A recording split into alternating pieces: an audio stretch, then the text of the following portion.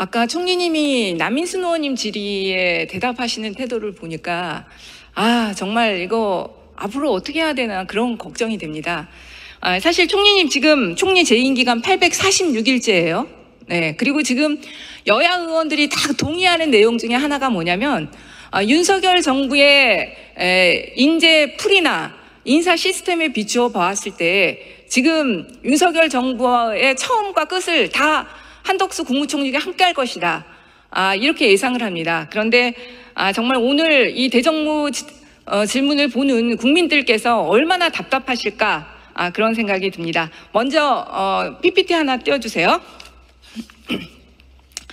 아까 총리님께서 이렇게 응급실 뺑뺑이로 인해서 국민들이 죽어나가는 거에서 다 가짜뉴스라고 말씀하셨는데 지금 정말 언론 보도에만 난 것들이 수많은 사례들이 있습니다.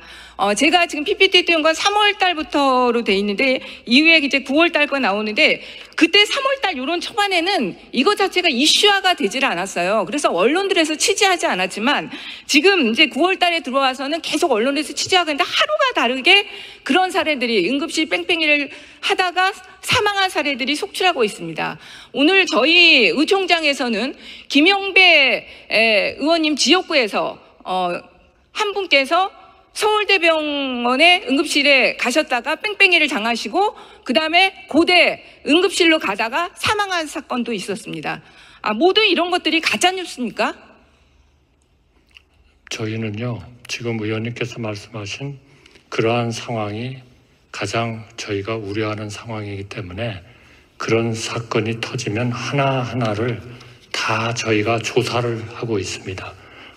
무엇 때문에 이분이 결국 돌아가실 수밖에 없었는지, 제가 아까 말씀드리고 좀 그렇지 않다고 말씀드린 거는 응급실에서 죽어나간다 하는 그 표현, 그거는 응급실에서 24시간 정말 헌신을 하고 있는 전문의, PA 간호사들 그리고 그 기사님들 이런 분들을 정말 얼마나 서운하게 하실까 하는 그런 생각의 표현이었다. 그렇게 말씀드리겠습니다. 그러면 그 표현도 응급실에서 죽어나간다는 표현도 정말 환자의 가족들, 정말 이 고통을 당하는 국민들의 심정을 대변하는 표현인 겁니다.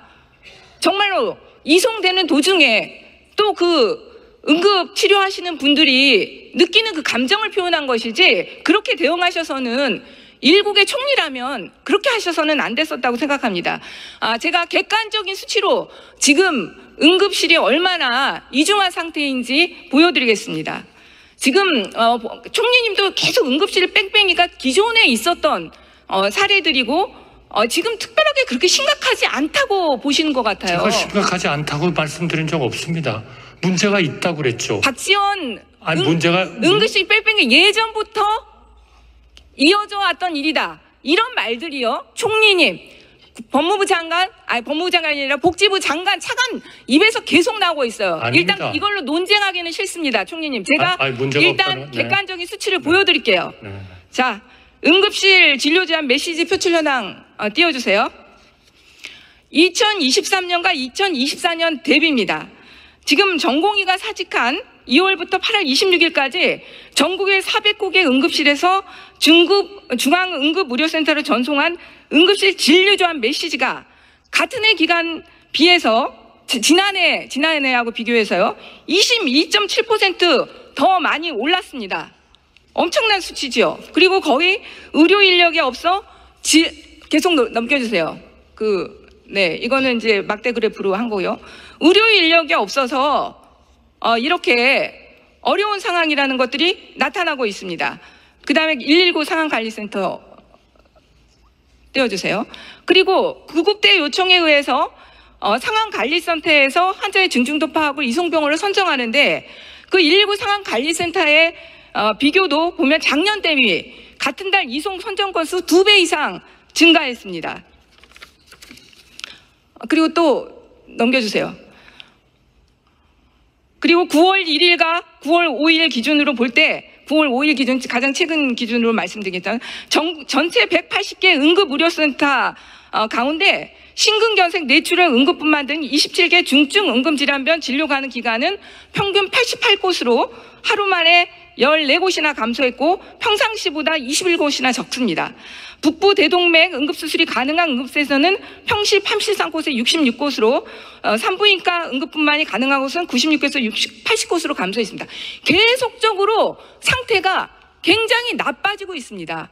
그거 인정하시죠, 총리님? 네, 그 12,000명이 나가 있는데 어떻게 아무런 지장이 없이 어떤 조직이 돌아갈 수 있겠습니까? 제가 말씀드리고 강조하는 것은 그럼에도 불구하고 정말 헌신적으로 일하시는 전문의, PA 간호사들, 그리고 응급을 처리하는 기사님들, 이런 분들의 정말 24시간 열심히 하시는 것 때문에 지탱이 되고 있다. 우리가 그거를 조금이라도 격려를 해줘야지 그분들을 좀 그 사기를 잃도록 하는 일은 정말 해서는 정말 그거는 어려운 일입니다. 누가 그렇게 사기를 잃게 했습니까? 여기서 질의하시는 의원님들 중에 어느 한 분도 그분들을 비난한 분 없습니다. 응급실에서 죽어나간다는 표현이 뭡니까? 아니, 응급실에서 죽어나간다는 표현이 뭐예요? 이분들은 최선을 다해가지고 살리려고 노력하고 있는데 어떻게 응급실에서 죽어나간다는 표현을 씁니까? 아니, 저는 화가 납니다. 지금 이렇게 응급실이 어렵고 국민들이 만나면 아프지 말자 인사합니다. 이런 의료 대란 사태 누구에게 가장 큰 책임이 있습니까? 의원님, 2004년에 아니요. 52건의 기사 건수가 났는데요. 총리님, 제 질문에 대답해 주십시오. 이런 사태에 누가 가장 큰 책임이 있습니까? 모두 다 책임이 있죠. 가장 큰 책임 누굽니까? 아니. 정부 아닙니까? 아닙니다.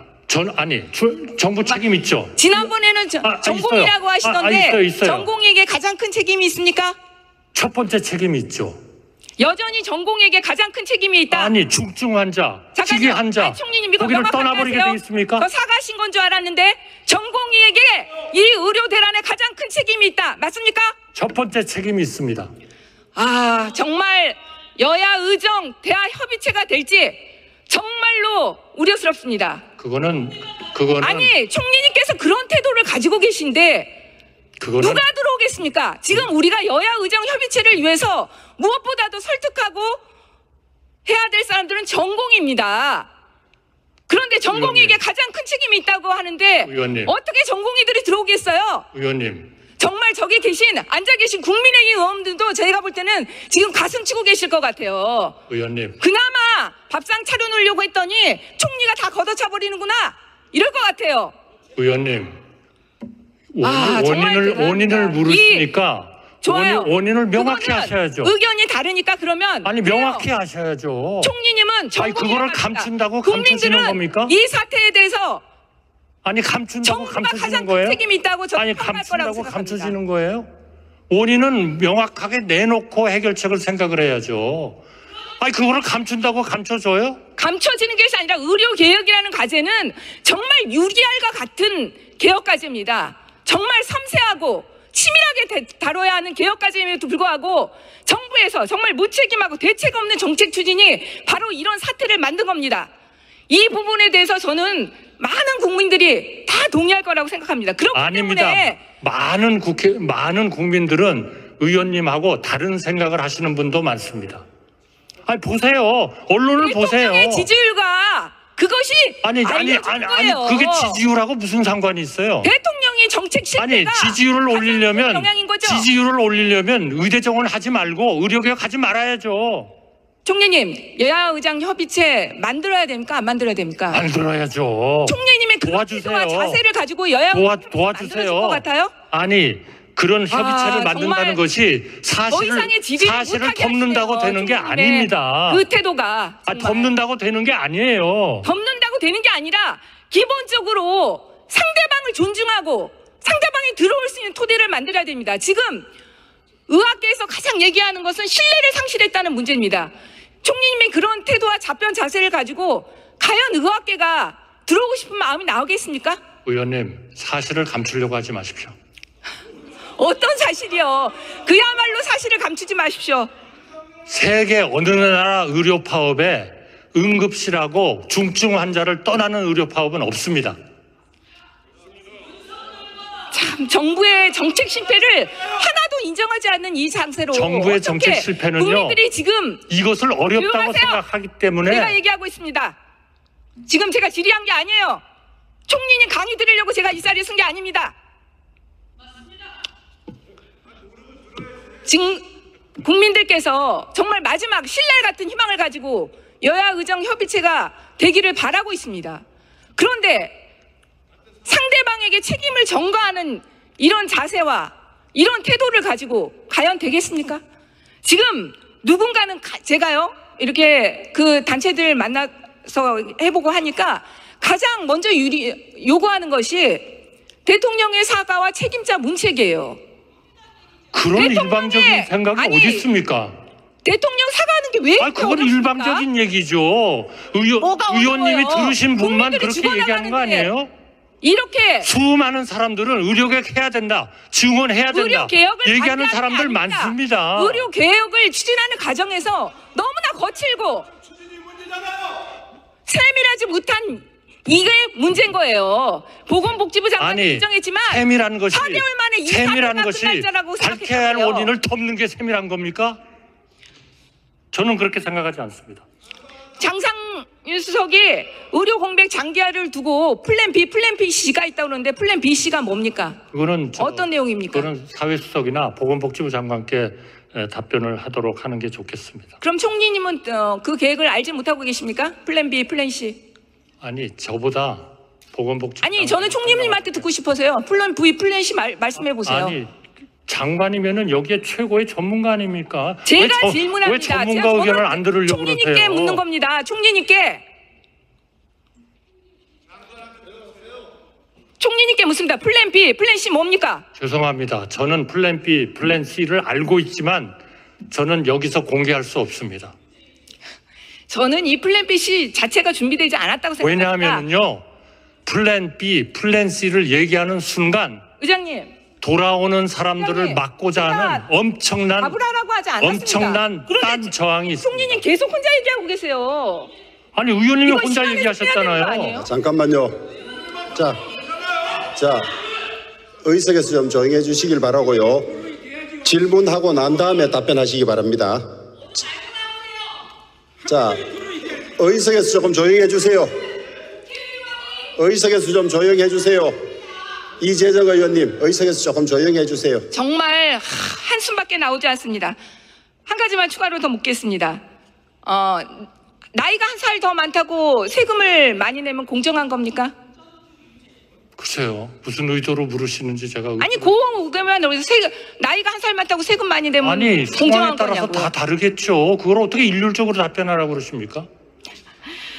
연금 개혁안 세대별 차등 보험료율 그럼 정말 그렇게 세계 말씀을 하셔야죠. 유례도 없는 날입니다. 75년생과 76년생 1년 일찍 태어났다는 이유로 다른 요일에 연금보험을 내야 됩니다. 85년생과 86년생도 마찬가지입니다. 95년생과 96년생도 단지 몇 달 차이, 얼마 차이라는 이유로 평생을 더 많은 연금을 내야 되는 이런 연금개혁 말이 됩니까? 그렇기 때문에 우리 국회에서 연금특위를 만드셔서 충분히 좀 논의해 주십사라고 정부에서 간곡히 부탁드리는 겁니다. 개혁안 좀 개혁안답게 내십시오. 들어가세요, 총리님.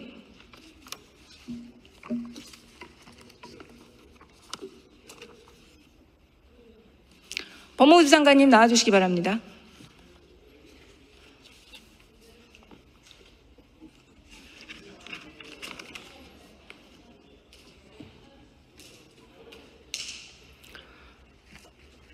오늘 도이치모터스 항소심 있었죠? 방금 제가 속보만 한번 보고 들어왔는데 전주인 손모 씨에 대해서도 유죄 판결이 내려진 걸로 봤습니다. 장관님도 소식 혹시 들으셨나요? 저는 아직 듣지 못했습니다. 네, 유죄 판결이 내려졌습니다. 그 전주에 대해서도 주가 조작 방조 혐의로 유죄 판결이 내려졌는데요. 지금 그 주가 조작 사건에서 자금을 대는 전주를 처벌하기 위해서는 미필적으로나마 주가 조작 범행을 인식하고 가담할 수 의사가 있다면 처벌한다는 것이 대법원 판례입니다. 그리고 1심의 도이치모터스 주가 조작 사건의 1심 판결을 보면 유죄 인정된 가장거래 102건 중에 김건희 여사 계좌 이용이 48건, 그리고 1단계, 2단계 연속적으로 이탁된 계좌는 최은순과 김건희 계좌 2개밖에 없고 범죄 일람표에 289회나 등장하는 것은 김건희 여사입니다. 이러면은 지금 도이치모터스 주가 조작 사건의 전주인 손모 씨에 대해서도 유죄 판결된 것으로 봤을 때 김건희 여사에 대해서 충분하게 유죄 판결이 내려질 수 있는 사안으로 보이는데 어떠세요? 수사하는 사람들이 정부와 법리에 따라서 판단하고 결론을 낼 것으로 알고 있습니다. 그리고 이번에 시간이 많지 않아서 김건희 수사심의에서 청탁금지법과 뇌물수수, 직권남용 권리 행사에 대해서만 했지만 제가 볼 때는 알선수재, 변호사비법, 대통령 기록물법 위반에 대해서도 다 검토해야 된다고 생각합니다. 한번 법리적으로 그것이 가능 여부 좀 검토해 주시기 바랍니다. 특히 장관님도 배우자고 경제적 공동체로 경제적 공동체 관계시죠? 우리 집에는 제가 월급을 받습니다. 아니, 경제적 공동체 본인도 인정하셨잖아요. 그때 청문회 당시에 증여세 내지 않았다는 의혹에 대해서. 집 사람은 월급을 받지 않으니까 제가 그러니까 공유라고 하셨잖아요. 그게 일반적입니다. 그래서 청탁금지법에서 지금 배우자는 처벌하는 조항이 없고 경제적 공동체 논리를 하면요, 제가 충분히 볼 때는 공범으로도 처벌 가능합니다. 그건 입법적으로 좀 흠결이 있으니까 그 부분은 입법적으로 보완하시는 게 좋을 것 같습니다.